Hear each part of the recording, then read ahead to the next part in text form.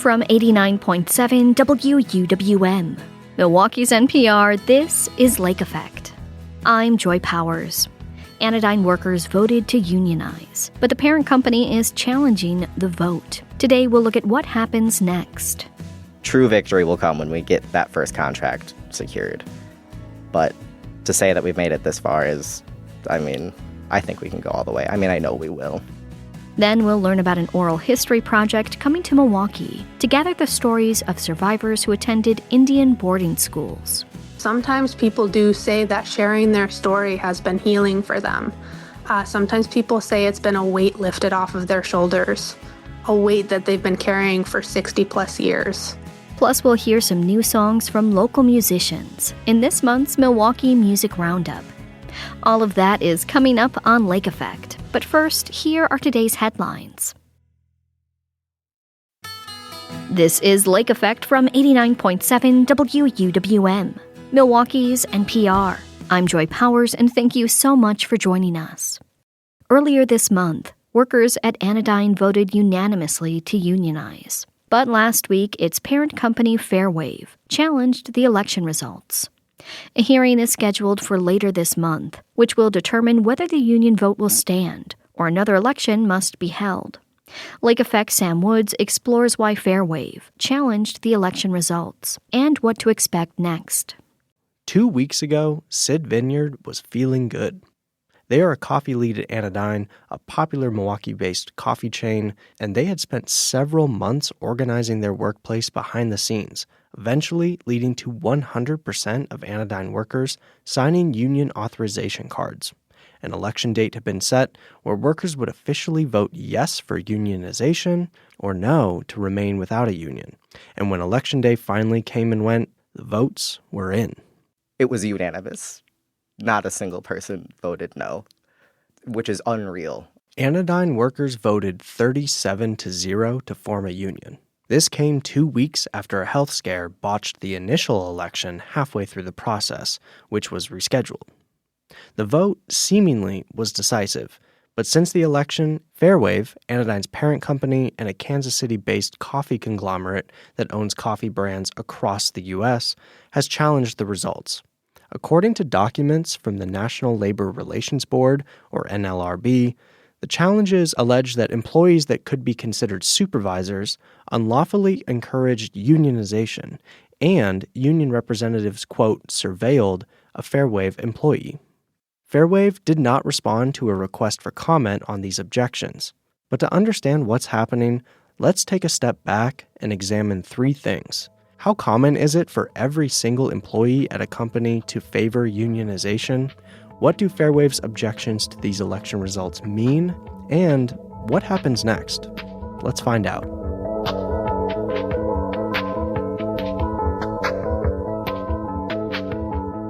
To the first question, the level of Anodyne workers' support for unionization is rare. In the lead-up to the election, every single Anodyne worker signed union authorization cards signaling their support for an NLRB election, and then every single employee voted for the union when that election day came. According to Dr. John Haywood, labor economist at UW-Milwaukee, this level of union support is rare. 100% in any election is unusual. It certainly reflects a unanimity of belief about the way the election should go. So when all the workers favor the union in an NLRB election, that's unusual. It does tend to happen more frequently, and not frequently, but more frequently when there's a small bargaining group that's seeking unionization. Nonetheless, I emphasize that 100% is not a common event. Despite this, Fairwave is still challenging these results. Fairwave's objections to the election are twofold. The first is that employees they consider, quote, statutory supervisors encouraged union activity and voted in the election. The complaint names 5 employees that allegedly did this, and Fairwave is asking for the election results to be thrown out based in part on these claims. But to understand what this means, we have to get into the weeds about what legally constitutes a supervisor. Matt Brunig, a lawyer who is representing Anodyne workers in the case, explains what supervisor means in labor law. To be a supervisor, you have to have the authority to do one of 12 supervisory actions: hire, transfer, suspend, lay off, recall, promote, discharge, assign, reward, or discipline, responsibly to direct employees or adjust their grievances. So you have to do one of those 12 things, and you have to do it while exercising independent judgment. So it can't just be that there's some other supervisor who kind of sets scheduling parameters and you happen to be the one who maybe fills out the schedule. That doesn't count because that's not exercising independent judgment. However, the challenge names 5 employees who encouraged union activity and voted in the election were statutory supervisors. The word statutory is important here because it implies that the employees named have supervisory authority, whether their job title has supervisor in the name or not. Job descriptions, job titles, and other similar documents actually are not relevant to determining whether someone is a supervisor. The NLRB's case law on this says that those things are mere paper. So what they look at is not what does your job description say, what does your title say, what does any of that say. They look at, do you actually, in fact, possess this authority and actually, in fact, exercise this authority? Because obviously, if we start allowing people to establish supervisory status by putting special words in job descriptions, employers will start putting those words in all sorts of job descriptions where people are not supervisors. At next week's hearing, Fairwave and the Milwaukee Area Service and Hospitality Workers Union, which Anodyne workers are attempting to unionize under, will argue over aspects of these alleged statutory supervisors' roles to determine whether they should be deemed legally supervisors and are unable to join the union, or not supervisors and remain eligible to join the union. One aspect that might be under consideration is the ability to train new employees, and whether that should be considered the ability to promote. So when they're, come on, there's like a training process, and after they're trained, they, take on a certain role, like they get to work at the bar and that sort of thing. So they're trying to depict that training process as being the right to promote people. And we don't view that as promotion. That's for just training people, giving people, advice and information about how to do their job. And the fact that management then says once training is complete, they get to do certain tasks, that doesn't mean she has promoted them. She's just, like any coworker could help another coworker get better at a job and could even tell the supervisor, yeah, I've seen this person and they can do this job well. But that is not the same thing as them having the authority to promote someone or demote someone. Fairwave's second objection revolves around alleged, quote, surveillance and, quote, intimidation of a Fairwave employee by union representatives. There is little information in the complaint about what this refers to, and Fairwave did not explain this claim further. I asked Brunig what he's heard about this. The word intimidate and the word surveil, catches the eye. And so I want to make sure to ask you directly, are you able to give a response at this time to that second claim alleging intimidation and surveillance of a Fairwave employee? I'm being fully straightforward with you when I say I have yet to figure out what they're talking about. There was an incident that was relayed to me that someone was like, I think this is what they're talking about, but I actually don't think that that's true. And because the incident they were talking about involved like a higher up in Fairwave, and a higher up in Fairwave would not matter, right? Because they're not in the bargaining unit anyways. So I don't actually know what that refers to. I'm trying to get to the bottom of it. We haven't had the hearing yet, but yeah, I don't know what that would refer to. And like I said, the standard here is, would this overturn an election? And that allegation by itself is of one employee. They won 37-0. So I would like to get to the bottom of it to just see if that happened at all and figure out what's going on there. But it also doesn't seem like it would have a huge impact on the outcome of this challenge. Which brings us to the third part of this. What happens next? On paper, Fairwave is asking for the NLRB to throw out these election results and hold a new election. If after the hearing the NLRB decides they are right, we may have another election. But Dr. Haywood, the labor economist at UW-Milwaukee, says it is common for employers to file objections to NLRB elections that go against their wishes, though not as common when votes are unanimous. The strategy is usually to delay the actual implementation of the union and extend the period between the election and the first collectively bargained contract. Often the purpose of the objections is to slow down the process of eventually reaching a contract and eventually perhaps hoping that this composition of the workforce will change and that new elections may not favor the union, or that, as mentioned, that first contract won't be reached in a timely fashion. But again, this is more common when you have a close election, not when you have a unanimous election. Brunig says he's seen this strategy of continuous delay before, including at other coffee chains nationwide. If you can make this thing go for years and years and years, you can get a total turnover of the staff. People will begin to believe that unionization is futile. And then formally, you can even sometimes get a decertification of the union, right? So, if you can get 30% of the workers who now don't want the union, which if you've had a long time to replace workers and some people are demoralized, maybe you can. Then you can essentially run an election to get the union voted out. And so you see that with a lot of employers, oppose the election results, refuse to bargain, refuse to reach an agreement, and then attempt to decertify the union. This has happened actually with many Starbucks locations. Now, I don't think they've won any decertifications, but they've run that playbook. Starbucks has not reached any collective agreements with any of its units, any of its stores. And there have been a number of decertification petitions submitted. So it's a standard playbook, if you will.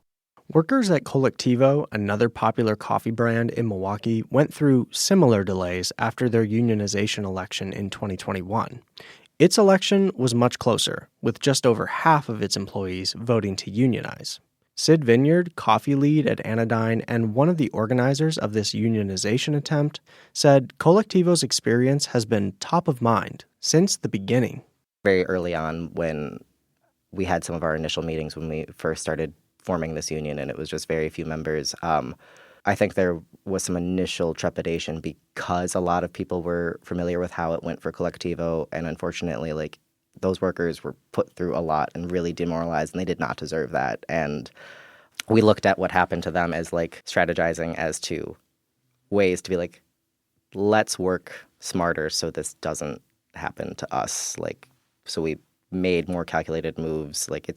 It's the reason why when we demanded recognition, they had no idea. They didn't find out. They simply didn't know. So every move we've made has been in the shadow of just looking at that and just figuring out ways to just plan so that doesn't happen. John Jacobs is the business manager at the International Brotherhood of Electrical Workers, or IBEW, under which Colectivo workers are unionized. It took over 2 years between the union election and striking the first contract, in part because of the challenges Colectivo filed to the election results. After the vote, Colectivo did challenge. They submitted their challenge, which they have every right to do so. Ultimately, the union prevailed, and now the next step was to begin negotiations for the first contract. And that's not a simple task. As Jacobs explains, the second, third, and fourth contract is usually easier to negotiate because both sides have a previous agreement to build from. With the first contract, everything is up in the air. When you think about it, first contract is just that. You have to come up with and develop the language for the first contract. Sometimes what you get caught up on is in that moment when negotiating the first contract is trying to solve every issue through language, and you just can't do that. We're a local that's 119 years old this year. We're still refining our contracts, right, over time. And it was no different with Colectivo. And the most important thing that we had to realize was just getting that first contract. However, in the 2 years since the first contract was finalized, Colectivo and the IBEW have already agreed to a second contract and kept a business relationship alive that has benefited both employees and their employer. And just a small example of that is just last week, the International Brotherhood of Electrical Workers hosted their Broadcasting, Manufacturing, and Telecommunications Conference right here in Milwaukee. And our international bought each attendee a 1-pound bag of coffee to be put in their gift bag, and that is an amount of 350 attendees. And then our local union agreed to purchase 5-pound bags of coffee to be given away as raffle prizes. So not only is it a great working relationship by keeping those lines of communication open, but understanding the effects of working together, in this case, purchasing the actual product we produce. Anodyne workers and Fairwave seem far away from this kind of amicable relationship. After next week's hearing, one of two things will happen. One path is that Fairwave's challenges are upheld and the election results are thrown out. In this case, we likely see another union election. The other path is that the election results are upheld and the union is recognized. But even that second option may not lead directly to the bargaining table. According to Brunig, Fairwave can take its challenges all the way up to the national NLRB, which, after recent firings from the Trump administration, is currently not able to have quorum and hear cases at all. What they can do from there is they lose the election challenge. They can refuse to bargain with the union, and then the union would have to file a charge with the NLRB alleging that they're refusing to bargain. And then as part of that, they would defend their refusal to bargain by saying that actually their election challenges were valid and that the regional director made a mistake in not rerunning the election. And so then we have even more delay. And since the board has no quorum at the moment, that case would fully stall out in the process. So, it's just kind of a union busting tactic in a lot of cases, not like a genuine effort to get it overturned. It's just kind of abusing the process to prevent them from having to bargain with the union and reach an agreement. Workers like Vineyard were never under the illusion that the union election was the end-all be-all. And the point was always that first contract bargained on equal footing with Fairwave. But with these unanimous election results and the support for unionization they represent, confidence in reaching a collectively bargained contract is still high. True victory will come when we get that first contract secured. But to say that we've made it this far is, I think we can go all the way. I know we will.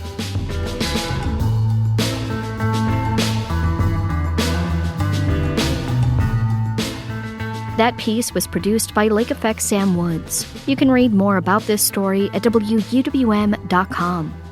And did you know you can listen to Lake Effect as a podcast? Search for Lake Effect wherever you get your podcasts to download and listen on demand. Later in the show, we'll bring you some new local music in this month's Milwaukee Music Roundup. But first, an oral history project is coming to Milwaukee to gather the stories of survivors of Indian boarding schools. The federal Indian boarding school legacy and era has affected all of us, whether directly or indirectly. And so we can all relate to that with each other, to be able to share space with one another and talk about it and talk with each other and share with each other. Again, profound healing can come from that. We'll learn about the project and what it hopes to achieve. That's coming up on Lake Effect on 89.7 WUWM, Milwaukee's NPR.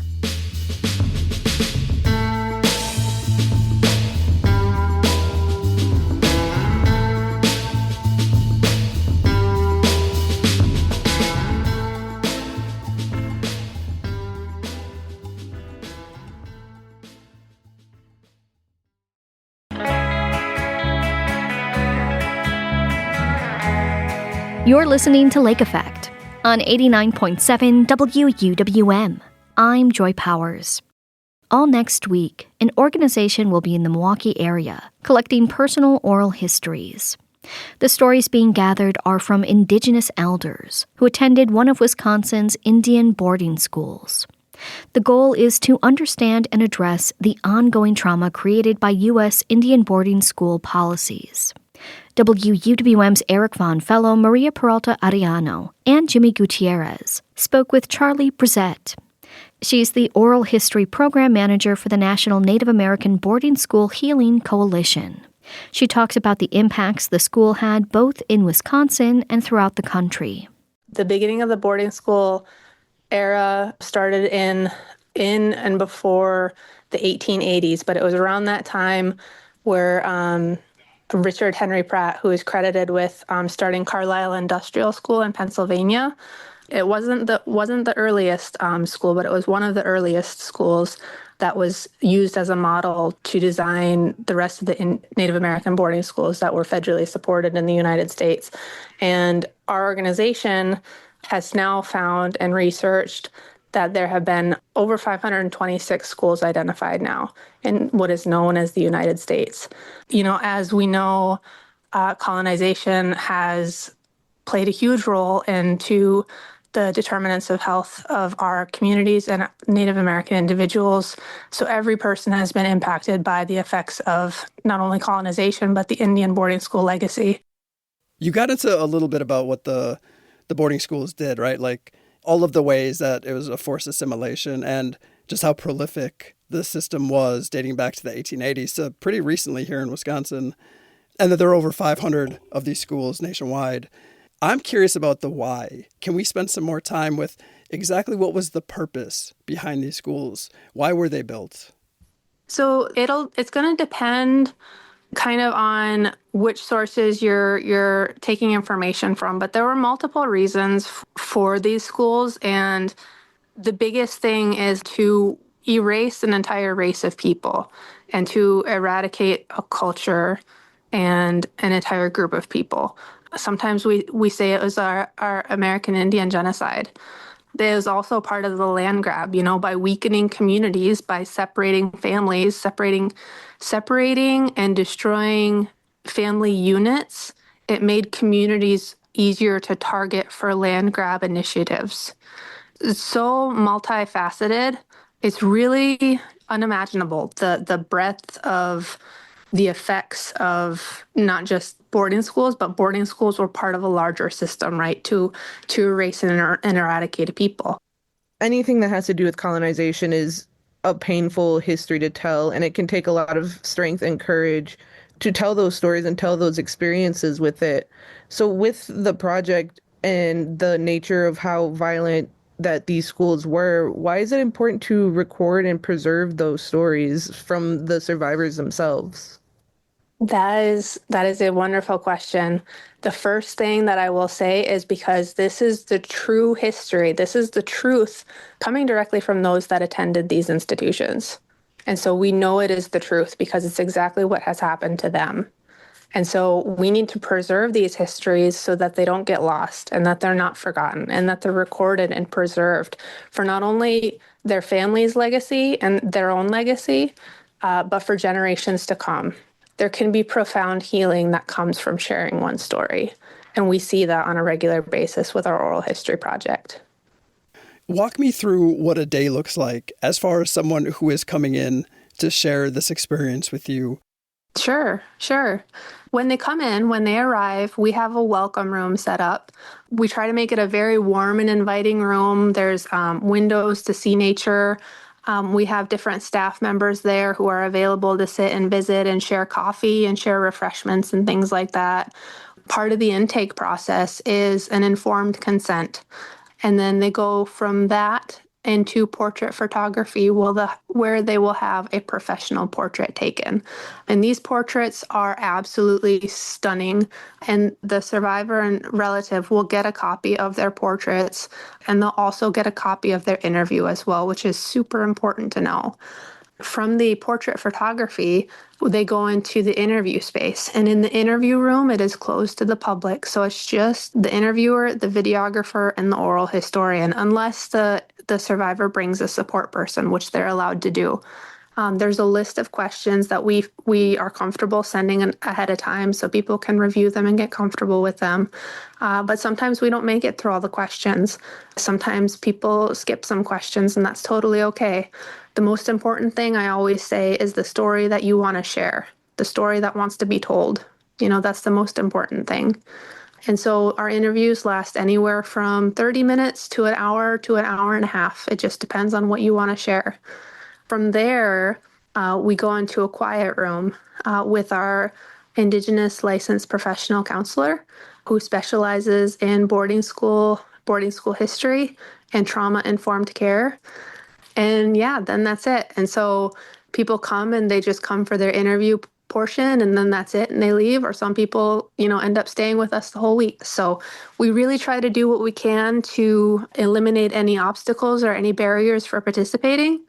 And so if there's any questions, people can please feel free to reach out to me directly and I'd be happy to answer and see how we can make it work. Thanks for breaking that down for us, Charlie. And it sounds like there's so many different ways that people could express themselves and find an outlet after they share their stories. And as we all know, healing comes in different ways for different people. And for the people who are coming to share their stories, what does closure or healing look like for survivors specifically? That is a great question, Maria. It's also hard for me to say exactly because that is a question that we ask every survivor that comes and sits down with us. But what does healing look like or feel like to you? And so sometimes people do say that sharing their story has been healing for them. Sometimes people say it's been a weight lifted off of their shoulders, a weight that they've been carrying for 60 plus years. Sometimes it's the first time they're sharing some of these stories. And it can have profound healing impacts. We've had family members. For example, we had a mother and a daughter come in once, and they both attended boarding schools, and they both interviewed with us. And then they shared with us later on in the week that it was really able to open some doors for communication for them. We've even had somebody share with us, one of our best compliments we've ever received. Somebody shared with us that sitting down with us and sharing their story and spending time with us was better than the years of therapy work that they've been doing. As Native people, as Indigenous people, we can relate to one another because we've all been through this. We're all part of this. Like I said earlier, the Federal Indian boarding school legacy and era has affected all of us, whether directly or indirectly. And so we can all relate to that with each other. To be able to share space with one another and talk about it and talk with each other and share with each other. Again, profound healing can come from that. I find it interesting that you're doing this work because if it sounds like you have a personal attachment to this work within your own family, it feels like you have a specific lens on seeing the value of elders talking about this history. Yeah, I have a direct connection to this work. My mom is a boarding school survivor of Holy Childhood of Jesus in Harbor Springs, Michigan. Her brothers went there. Some of her cousins went there. I didn't find out that my mom went to boarding school until I was in college and I was learning about boarding schools for the first time. And when I found out that she had gone to a boarding school, my jaw hit the floor and I was stunned. And so we talked about it. And to be concise, I'll just share that the conversations that we had at that time versus the conversations that we have now are so different. They're so evolved. When we started out talking about them, initially she was defensive because and in a way, she had a positive experience there at boarding school. She had a roof over her head. She had 3 square meals. She had a bed. There wasn't abuse. Whereas there was alcoholism and there was poverty and there was, abuses at home happening because again, colonization has had that intergenerational effect, right? Now like I said, our conversations have evolved. So she's been able to see that there were different things that she maybe didn't realize were happening at the school. But looking back now, she sees, wow, that's wrong, or wow, that's not okay. I remember one time we were having a conversation, and this was just a couple years ago, and she told me that they washed her hair in kerosene when she first got there. I looked at her and I said, Mom, that's not normal. That's not okay. And she's like, you know what? You're right. That's not normal. And we see that, with our oral history project and the stories that we hear, we see different stories from all different angles and all different perspectives. We want to hear everybody's story. We want to hear the good and the bad and everything in between, because again, everybody's story deserves to be heard. But it's definitely had a direct impact on my family. And then doing this project, working on this oral history project, has had a profound healing impact on not only myself, but my family as well. It's impacted our family in a positive way. And for someone who's been doing this work for so long and so passionately, what would you want people to know about the survivors who are sharing their stories? And I'm also interested in what you would want people to know about the survivors who chose not to. The first thing that comes to mind for me is there's a strong sense of courage and strength that it takes to share one story, because this process can get into some very, very vulnerable spaces. What I will say for those that have interviewed with us is just that they are exactly that. They are survivors, and they are strong. They are incredible individuals, incredible human beings. And each one has a story, and even those relatives that haven't been called to share, maybe it's just not their time yet, and that's okay. And we honor that. Everybody's at a different place in their journey. This is just an opportunity. And if it comes at the right time, then it's coming at the right time. Maybe this is a sign that it's time to share your story, by hearing this. And so we don't pressure anybody if they're, not ready to share. That's okay. But we are ready to hear and to hold space if and when somebody's ready to share their story.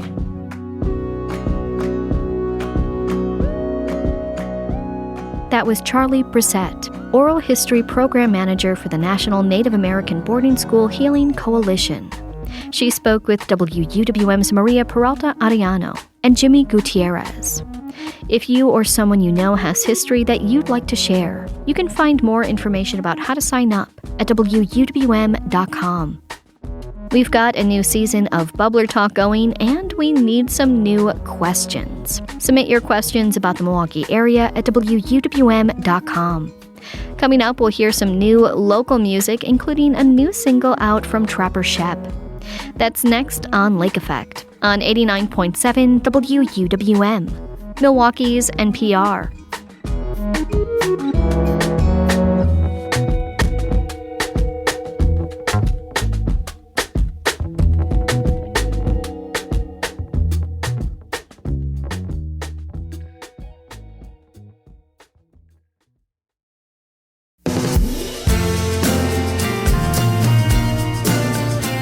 This is Lake Effect on 89.7 WUWM.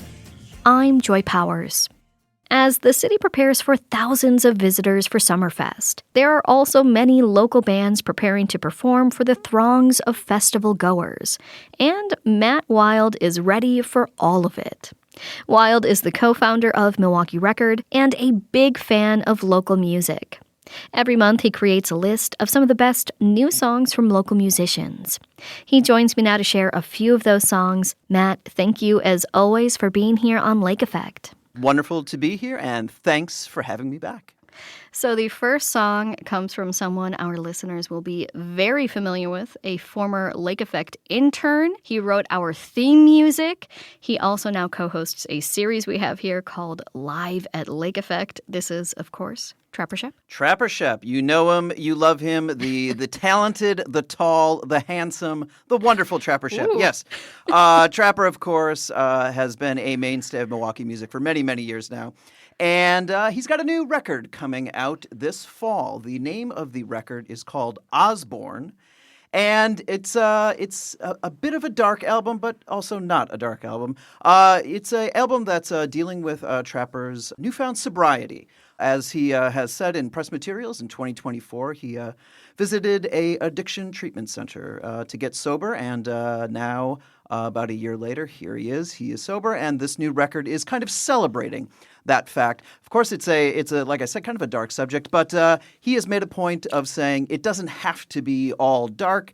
It doesn't have to be all doom and gloom. This can be kind of a celebration. And so he just released a single from this record, and the single is called Loaded. And it is about kind of being over-medicated. It's a kind of this idea of having a kind of constant refills of pills kind of as a loaded gun. That's kind of the metaphor going on in here. There's also a video that Trapper has released for this song. It features Milwaukee legend Mark Borchardt in it as well, and it is a very fun video and backs up that kind of, that this doesn't have to be a dark, gloomy subject. I also really, really love the song itself. It's a great new sound for Trapper. I'm really, really looking forward to this album. Comes out in September. Until then, we can enjoy the first single from Osborne, and it is called Loaded.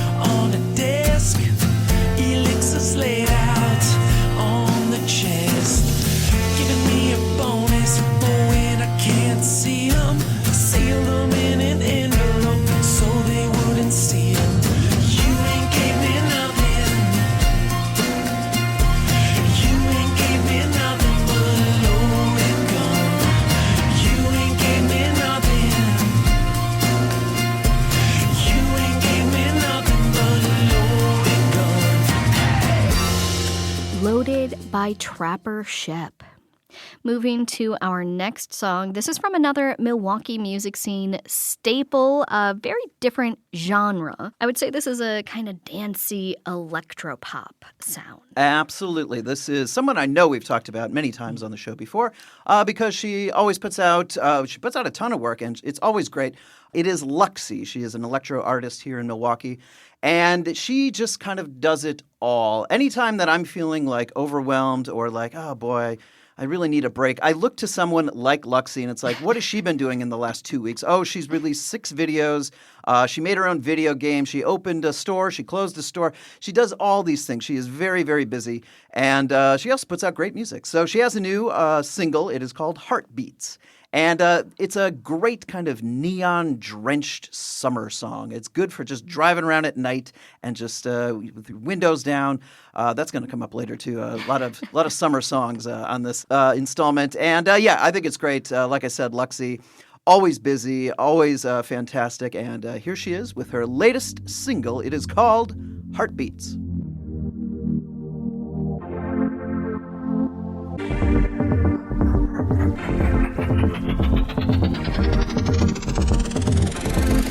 I was running around in circles, just trying to find out how I could make it all right now. The more I tried, the more I tried, the more that I lost myself. Oh my God, it's me,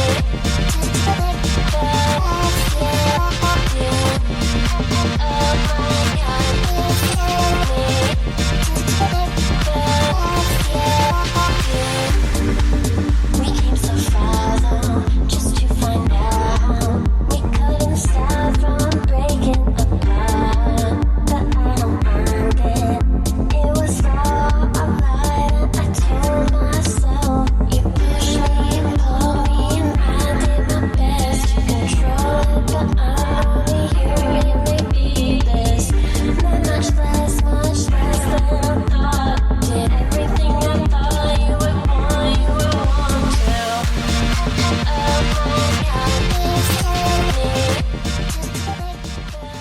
Heartbeats by Luxie.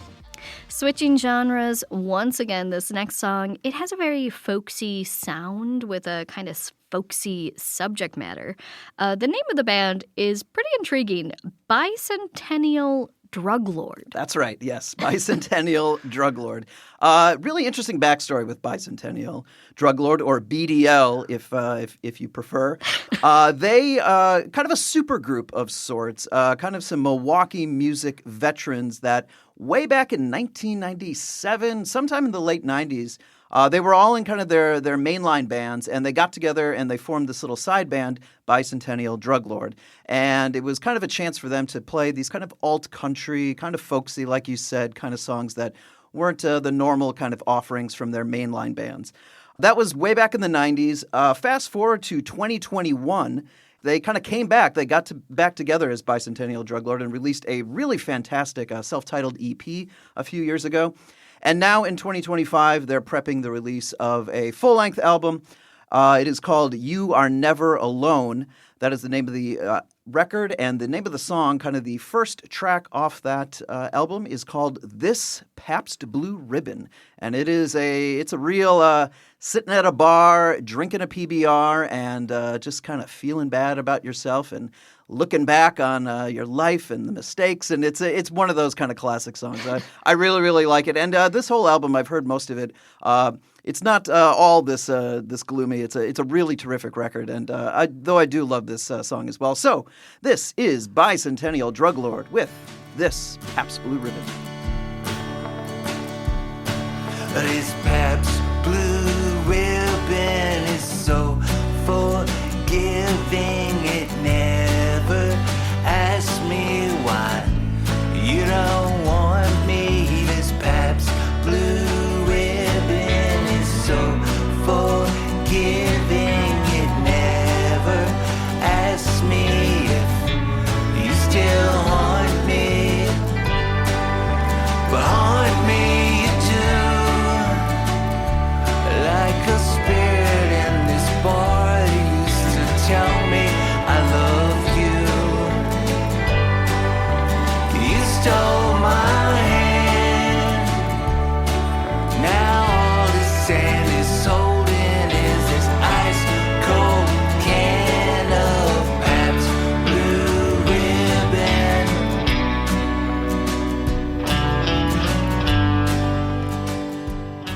This Pabst Blue Ribbon by Bicentennial Drug Lord.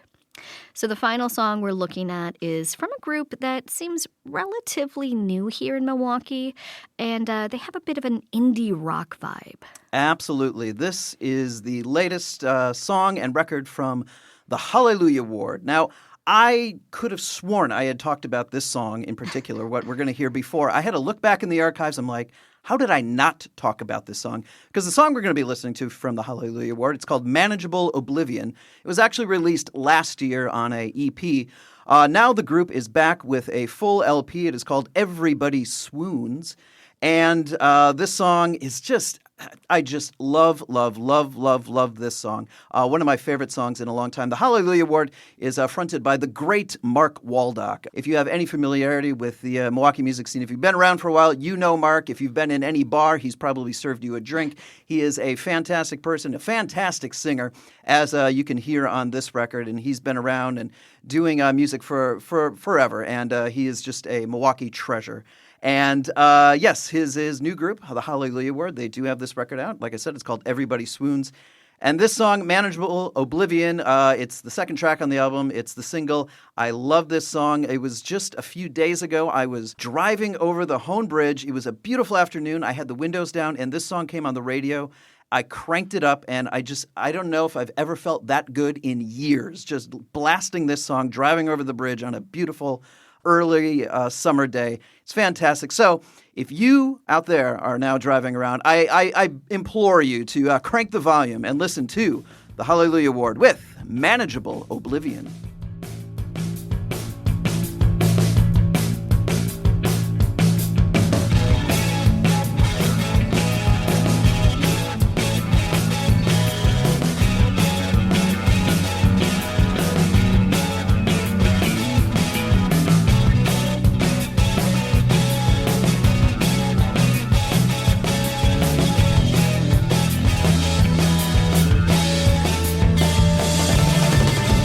I'm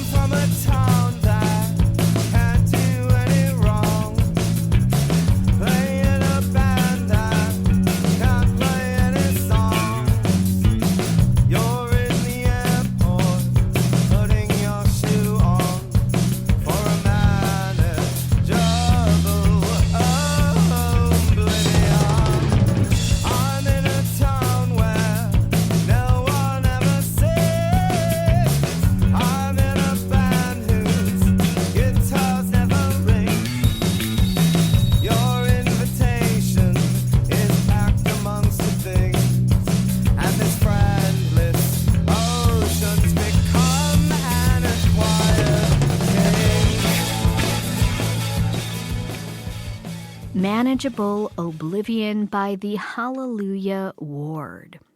Now, we are full into, it feels like, the summer swing. We have already had some great festivals happening. What are you looking forward to? You're right. We are in the thick of it.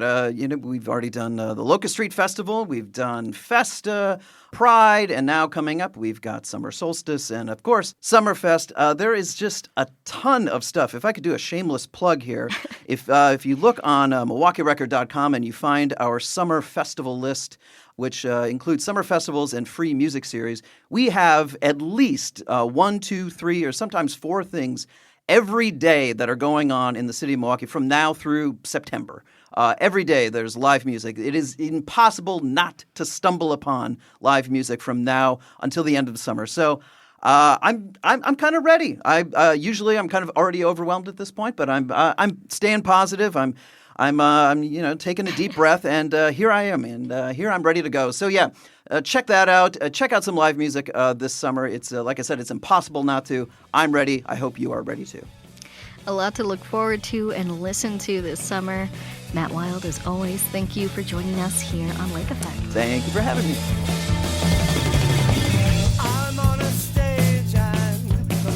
Matt Wild is the co-founder of Milwaukee Record. Every month, he joins Lake Effect to talk about some of the best new music from local bands. At WUWM.com, you can find all of our previous conversations. And that wraps up today's show. Thank you so much for being here with us. I'm Joy Powers. If you missed any of Lake Effect this week, you can find all of our conversations at WUWM.com. If you'd like to take the show on the go, you can download the Lake Effect podcast wherever you get your podcasts. Tomorrow on Lake Effect, we'll learn all about Wisconsin's state bird, the robin. Thanks so much for joining us right here on listener-supported 89.7 WUWM, Milwaukee's NPR.